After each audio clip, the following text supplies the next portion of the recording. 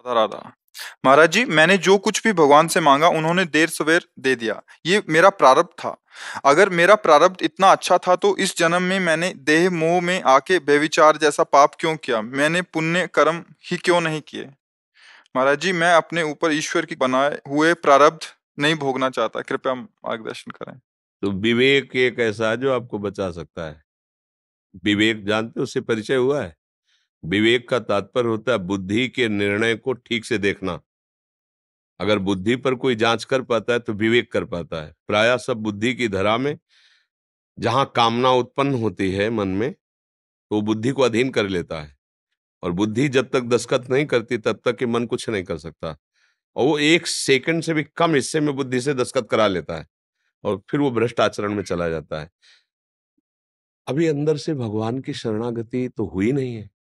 बस जो अंदर की बात है, पहले हृदय से स्वीकार करो कि मैं भगवान का हूं, अंदर से। इसके बाद विवेक से देखो कि ये जो मन की मांग हो रही है, ये धर्मयुक्त है कि नहीं। अगर नहीं, तो अपनी बुद्धि को भगवान के बल से युक्त करके ऐसा शासन करो कि वो दस्तखत न करने पावे। जब तक मन को बुद्धि की स्वीकृति नहीं मिलेगी, तब तक वो कुछ नहीं कर सकता। अब मन है जन्म जन्मांतरों से विषयों का गुलाम। जो चाहे वो देखे, जो चाहे वो सुने, जो चाहे वो सूंघे, जो चाहे वो भोगे।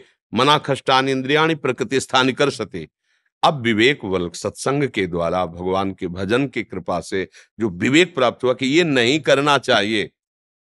प्रारब्ध पशुओं की बात है, समझे ना? अब जो प्रारब्ध में वो भोगेगा। हम पशु नहीं हैं, हम मनुष्य हैं। हमारे अंदर भगवान ने विवेक दिया है। आए हुए प्रारब्ध से हम बच सकते हैं। 1 करोड़ रुपया तुम्हारे प्रारब्ध में लिखा है। अब उस 1 करोड़ से तुम अनाथों की सेवा कर सकते हो, धर्म की क्रियाएं कर सकते हो। माता पिता, बड़े बूढ़े, बीमार, साधु महात्मा, अन्य सेवा करके